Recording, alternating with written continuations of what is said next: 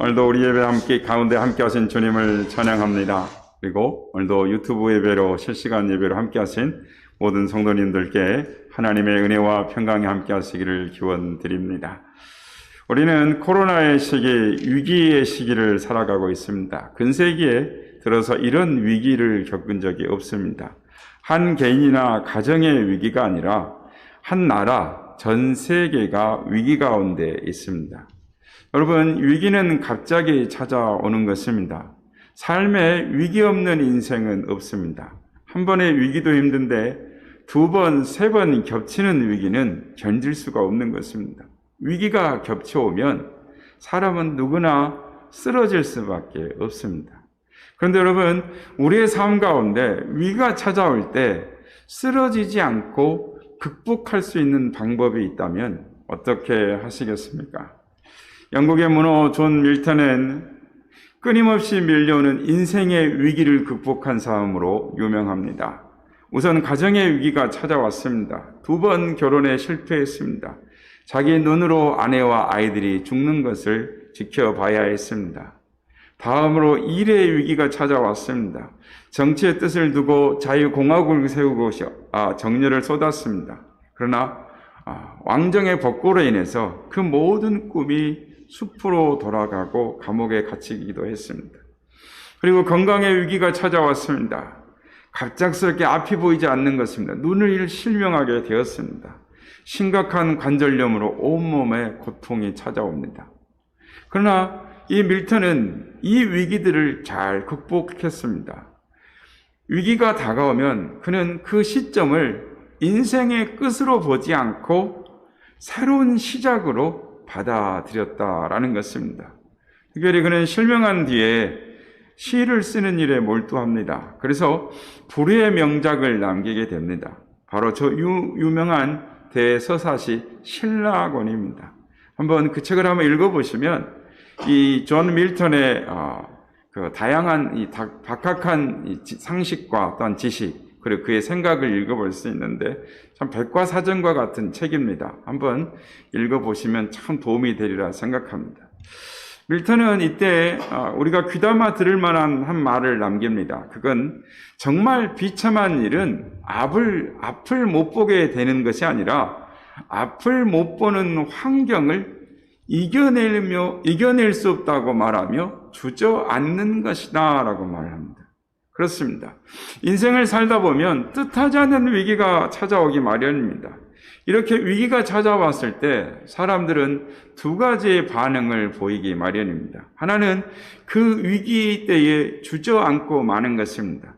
태풍이 고목이 태풍에 쓰러지듯 넘어져서는 다시 일어나지 못하는 것을 볼 수 있습니다.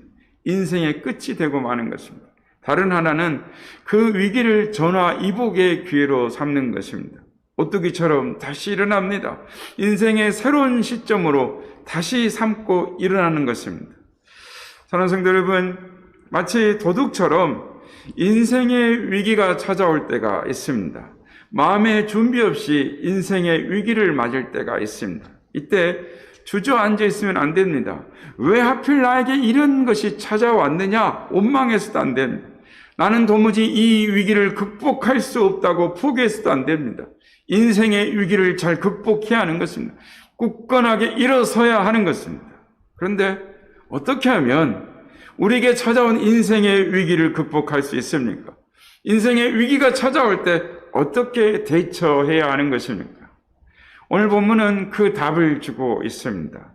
느헤미야서는 포로로 끌려갔던 이스라엘 백성들이 고국으로 돌아와서 나라를 다시 일으키는 이야기입니다.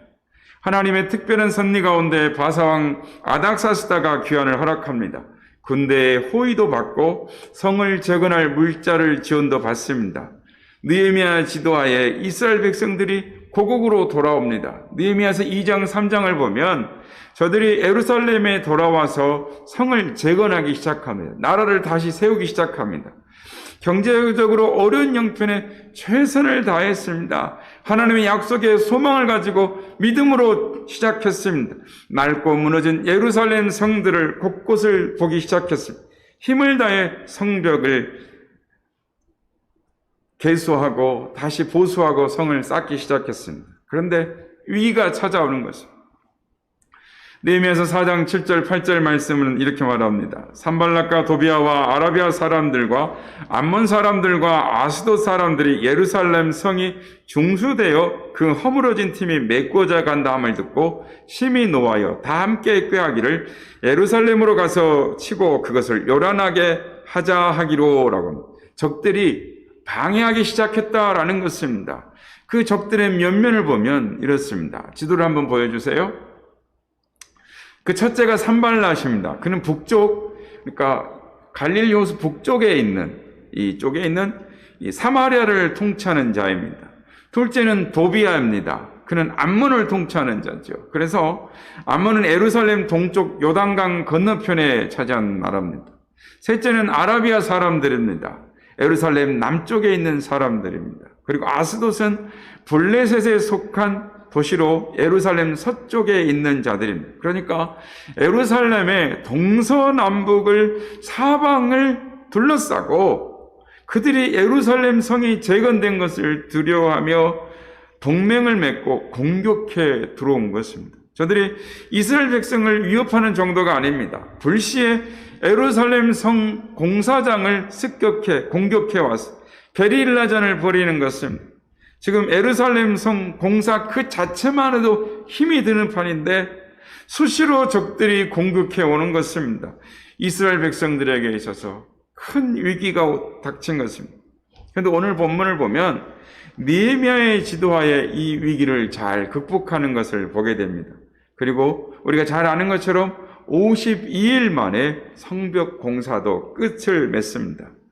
이스라엘 백성들이 위기를 잘 극복하고 나라를 반석 위에 올려놓는 것을 볼 수가 있습니다. 그러면 느헤미야와 이스라엘 백성들은 이 위기를 어떻게 잘 극복할 수가 있었을까요?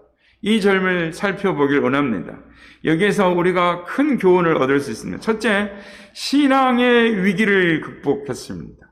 이스라엘 백성들에게 대적들의 공격이 시작됐습니다. 4장 1절 이하를 보면 산발랏이 우리가 성을 건축한 다음을 듣고 크게 분노하여 유다 사람들을 비웃으며 자기 형제들과 사마리아 군대 앞에서 일러 말하되 이 미약한 유다 사람들이 하는 일이 무엇인가? 스스로 견고하게 하려는가? 제사를 드리려는가? 하루의 일을 마치려는가? 불탄 돌을 흙더미에서 다시 일으키려고 하는가? 암몬 사람 도비아는 곁에 있다가 이르되 그들이 건축하는 돌은 성벽은 여우가 올라가도 곧 무너지리라 하더라. 대적들이 찾아와서 어떻게 했다고요? 비웃었답니다. 조롱했답니다. 되나 보자 라고 했다라는 거예요. 저들이 쓴 첫 번째 전술은 심리전입니다. 심리전에 이스라엘 백성들의 마음이 흔들립니다. 특별히 신앙이 흔들리는 것입니다. 아마 이스라엘 백성들이 이렇게 생각했을지 모르겠습니다. 우리는 모든 것들을 다 버리고 바벨론의 생활 근거지를 다 버리고 결단하고 믿음으로 고향으로 돌아와서 이렇게 힘겹게 예루살렘 성을 재건하고 있는데 도대체 왜 우리에게 이런 일이 생기는가? 하나님의 적들의 공격을 보고만 계시는가? 과연 하나님께서 우리와 함께 하고 계시는가? 아니 정말 하나님은 살아 계시기는 하는 것인가? 이때 느헤미야가 곧바로 대응합니다. 4장 4절에 이렇게 기록합니다.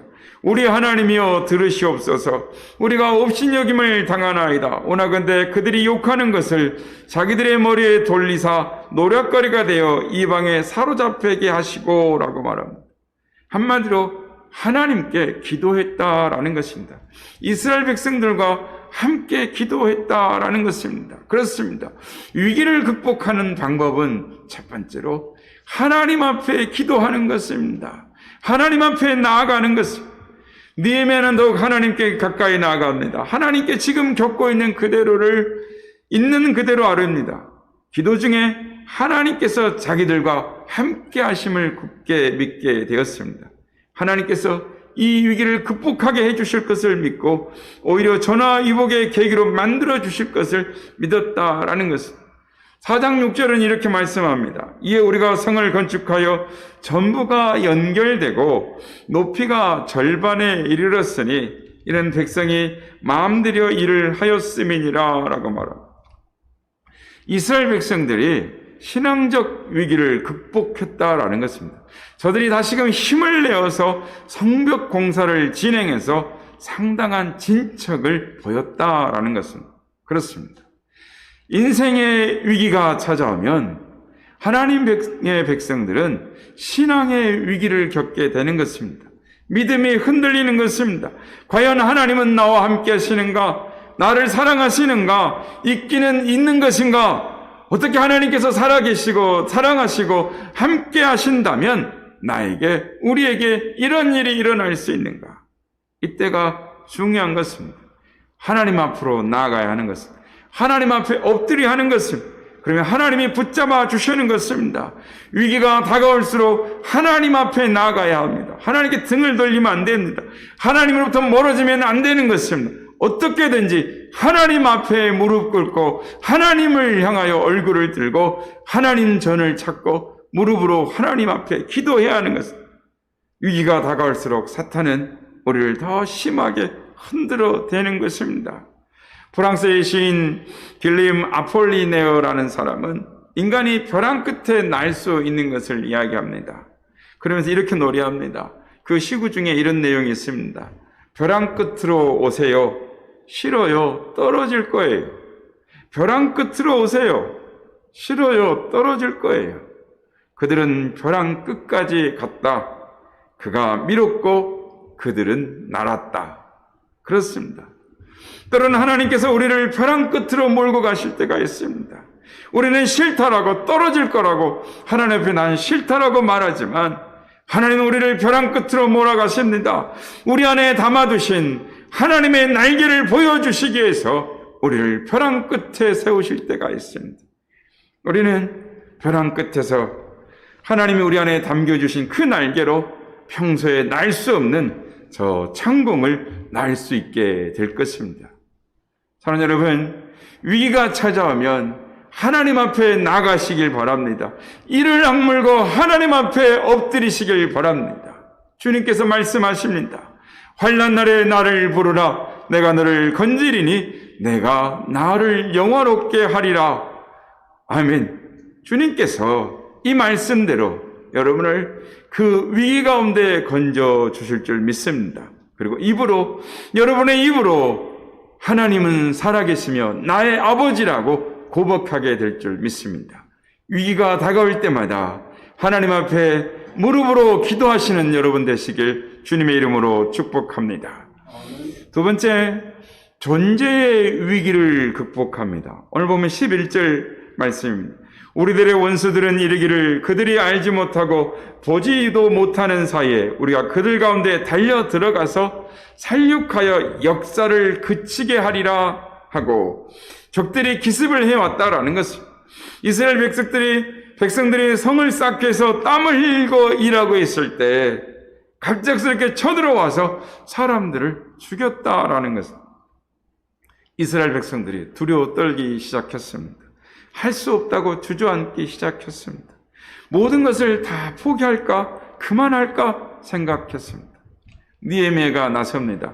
13절, 14절 말씀입니다. 내가 성벽 뒤에 낮고 낮은 넓은 곳에 백성이 그들의 종족을 따라 칼과 창과 활을 가지고 서 있게 하고 내가 돌아본 후에 일어나서 귀족들과 민장들과 남은 백성에게 말하기를 너희는 그들을 두려워하지 말고 지극히 크시고 두려우신 주를 기억하고 너희 형제와 자녀와 아내와 집을 위하여 싸우라 하였느니라. 아멘.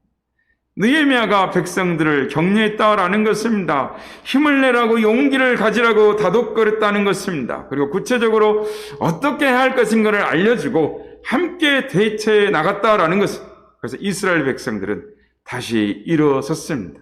두려움을 떨치고 일어섰습니다. 그렇습니다.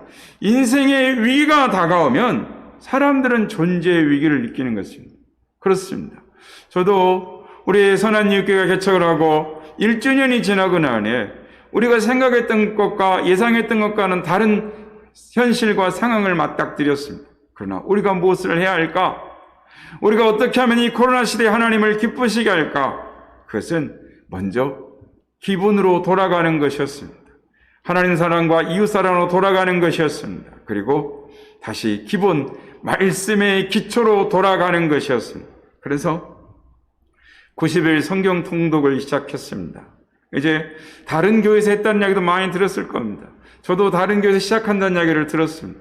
그러나 저도 우리 교회가 읽고 싶었습니다. 우리 교회도 하고 싶었습니다. 그러나 1주년이 되고 나서 90일 올 한 해가 가기 전에 하나님의 말씀을 읽고 제자들이 변화산에 올라가 주님의 참 모습을 보고 만나고 하나님의 음성을 들은 것처럼 우리도 힘들지만 인내하면서 90일 성경 통독을 할 때에 주님의 음성을 듣고 주님을 만나게 될 줄로 믿습니다.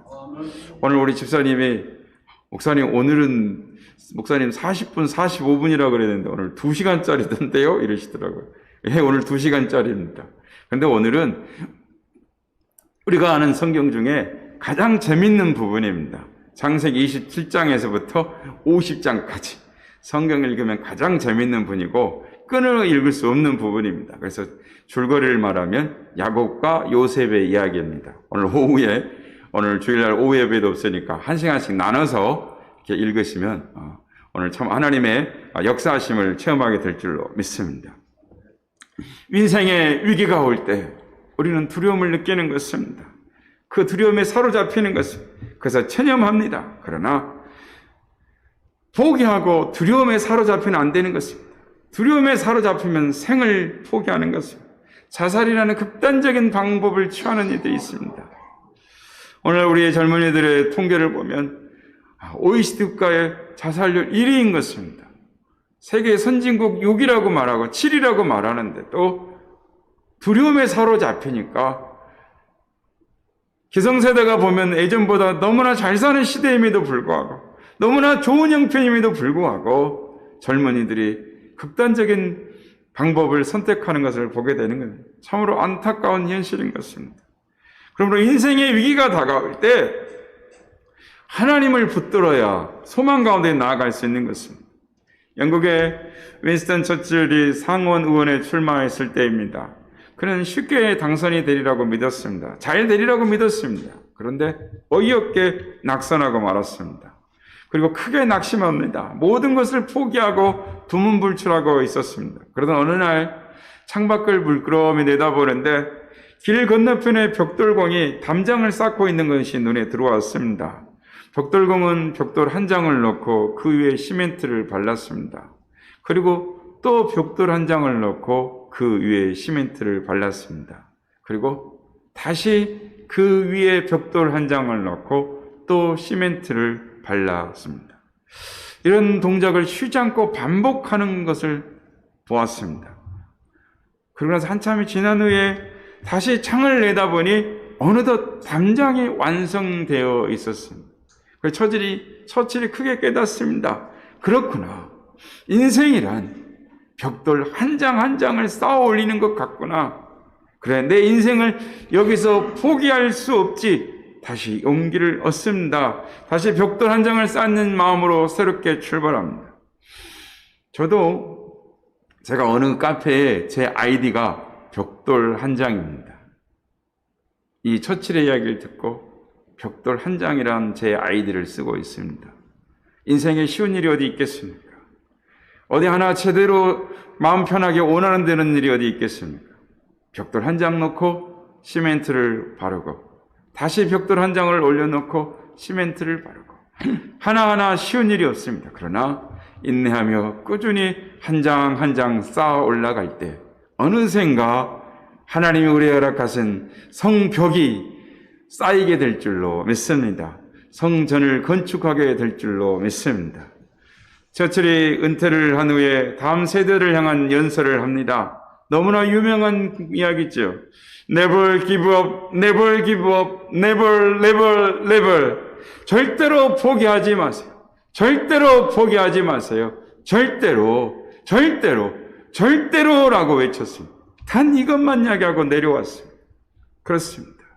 사랑하는 여러분, 인생의 위기가 다가왔을 때 두려워하지 마십시오. 때로 실패에 넘어졌을 때 낙심하지 마십시오. 도무지 길이 없다고 생각될 때 포기하지 마십시오. 절대로 포기하지 마십시오. 하나님을 붙드십시오.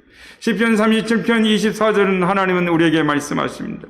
그는 넘어지나 아주 엎드러지지 아니함은 여호와께서 그의 손으로 붙드심이로다. 그렇습니다. 주께서 여러분과 함께 하십니다. 하나님이 여러분의 손을 붙들고 계십니다. 전능하신 하나님께서 여러분을 붙잡고 계십니다. 그러므로 다시 여러분이 하나님 손을 붙잡으면 일어설 수 있습니다. 위기가 올 때 절대로 포기하지 말고 하나님을 붙잡고 다시 일어서시는 우리 모두가 되시길 주의 이름으로 축복합니다. 마지막으로 공동체의 위기를 극복했습니다. 오늘 보면 16절을 보면 이렇게 말합니다. 그때로부터 내 수하 사람들의 절반은 일하고 절반은 갑옷을 입고 창과 방패와 활을 가졌고 민장은 유다 온 족속의 뒤에 있었으며 성을 건축하는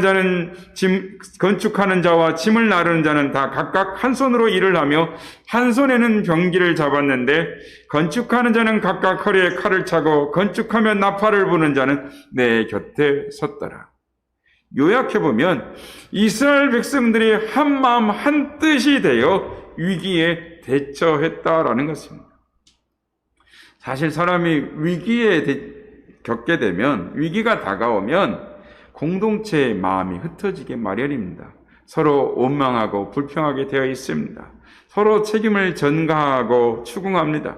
그러다가 저마다 살 길을 찾으려고 하는 것입니다. 다투고 분열하는 것입니다. 창세기 3장을 보면 아담과 하와가 에덴 동산에서 쫓겨나는 이야기가 있습니다. 저들이 뱀에게 속아서 하나님의 말씀을 어겼습니다. 죄를 범하게 되었습니다. 하나님께서 추궁하기 시작하셨습니다. 저들에게 큰 위기가 닥쳤습니다. 이때 아담이 이렇게 대답합니다. 하나님이 주셔서 나와 함께 있게 하신 여자가 그가 그 나무 열매를 내게 주므로 내가 먹었나이다. 저는 잘못 없습니다. 하와가 먹으라고 해서 먹었을 뿐입니다. 하나님이 하와를 제게 주셨잖아요. 이렇게 한몸되라고 세워진 공동체가 분열되기 시작했습니다. 공동체의 위기가 찾아온 것입니다. 그렇습니다. 인생의 위기가 찾아오면 대부분의 공동체는 갈등과 다툼이 일어납니다. 부부가 서로 원망하고 불평하는 것입니다. 동업자가 서로 의심합니다. 동기 간에 서로 책임을 묻습니다. 공동체에 심각한 위기가 찾아오는 것. 그래서 더더욱 그 위기가 깊어지는 것입니다. 예전에 제가 신대원을 다닐 때 단기 선교로 필리핀에서 산 적이 있습니다. 해변에 필리핀 원주민들과 함께 야외 예배를 간 적이 있습니다. 그리고 거기서 크게 한 충격받는 하나의 장면을 보게 됩니다. 그것은 해변에 야자숲이 길게 형성이 되어 있었습니다. 그런데 자세히 보니까 야자의 숲의 야자들의 나무의 크기가 거의 비슷했습니다. 뭐 튀어나오게 큰 나무가 있거나 또는 지나치게 작은 나무가 없었습니다. 야자나무, 그리고 야자나무 외에는 다른 나무가 그 해변에 없었습니다. 그래서 더 중요한 거는 그 나무를 보면 가까이 가서 봤는데 그 나무들이 서로 엉켜 있는 것이었어요. 우리나라 보면 열리지 같은 게 있잖아요. 그런데 거기에는 이 해변에 그런 나무들이 가득하더라고요. 뿌리가 서로 엉켜져 있고 줄기들이 서로 많은 부분이 엉켜 있었습니다. 제가 깜짝 놀라서 물어봤습니다. 일부러 이곳에 야자나무만 심어놨느냐고. 아니 야자나무 왜 저렇게 되어 있냐고. 아니 야자나무만 놔두고 다른 나무들은 다 베어버렸느냐고. 그랬더니 아니 듣는 말이 뭐냐면 사람이 그렇게 한 게 아니었습니다. 해변에 비바람이 심하고 태풍의 나무들이 쓰러지기 때문에 나무들이 살기 위해서 서로 뿌리가 엉키고 엉긴 것이었어요. 가지들이 엉긴 것이었어요. 그렇습니다. 나무들이 서로 기대고 있어야 버틸 수가 있는 거예요. 내가 크다. 큰 나무, 작은 나무는 안 된다. 이러면 서로 수종이 다르고 생각이 다르면 서로 기댈 수 없어서 견디고 쓰러지고 마는 것입니다. 그렇습니다. 우리도 하나님의 말씀 앞에 서로 뿌리를 내리고 서로 기대며 서로를 의지해야 하는 것입니다. 나무들이 어디에 듣습니까? 뿌리를 내릴 때, 서로를 의지할 때 어디에 두고 합니까? 얕은 모래라 할지라도 서로 의지하면 버틸 수 있고 견딜 수 있는 것입니다. 우리의 인생도 그렇습니다. 위기가 오면 서로 기대하는 것은 나는 약하지만 우리는 강하기 때문입니다. 우리가 한마음 한뜻으로 뭉쳐야 하는 것입니다. 특별히 우리가 90일 성경 통독을 하고 있습니다. 우리가 올 한 해가 가기 전에 90일 성경 통독을 하면서 하나님이 나에게 주시는 말씀을 들어야 합니다. 2021년을 살아오면서 혹시 힘이 드셨습니까? 마음의 상처를 받으셨습니까? 아직까지 해결되지 않는 문제가 있습니까? 그렇다면 말씀을 읽어야 하는 것입니다. 말씀의 통독으로 하나가 되어야 하는 것은 그래서 주의 음성을 들어야 합니다. 요즘 우리가 예배도 제대로 듣지 못하죠. 교회도 가지도 못하죠. 신앙생활 활동도 제대로 못하죠. 우리가 할 수 있는 것이 무엇입니까? 하나님의 말씀을 사모함으로, 주의 음성을 사모함으로 나아갈 때 주께서 여러분에게 만나 주실 것입니다. 나를 간절히 찾는 자가 나를 만날 것이요 나를 사랑하는 자가 나의 사랑을 입을 것이니라 라고 말씀하시는 것은 그것은 위기가 올 때 하나님 말씀으로 뭉쳐야 하는 것입니다. 전도서 4장 12절은 이렇게 말합니다. 한 사람이면 패하겠거니와 두 사람이면 맞설 수 있나니 세 겹줄은 끊어지지 아니하느니라. 우리가 하나가 되어야 하는 것입니다. 말씀으로 하나가 되어야 하는 것입니다. 위기가 올수록 말씀으로 하나가 되어야 하는 것입니다. 사랑하는 성도 여러분, 생각하지 못한 때에 인생의 위기가 찾아올 수 있습니다. 그때 신앙의 위기를 잘 극복해야 합니다. 하나님께 더 가까이 나가야 하는 것입니다. 또한 존재의 위기를 극복해야 합니다. 포기하지 말고 일어서야 하는 것입니다. 그리고 공동체 위기를 잘 극복해야 합니다. 말씀 안에서 서로 하나가 되어야 하는 것입니다. 그러할 때 승리하는 인생, 열매 맺는 인생이 될 줄로 믿습니다. 사랑하는 여러분, 인생의 위기, 신앙의 위기가 올 때 하나님께 더 가까이 나아가는 여러분 되시길 바랍니다. 포기하지 마시기 바랍니다. 절대로 포기하지 마시기 바랍니다. 주님께서 함께 하십니다. 믿음으로 일어서시길 바랍니다. 서로를 위해 기도하고 서로 격려하며 용기를 복돋아 줌으로 믿음으로 하나 되어서 승리하시는 우리 선한 이웃의 지체들이 다 되시길 예수님의 이름으로 축복합니다. 기도하시겠습니다.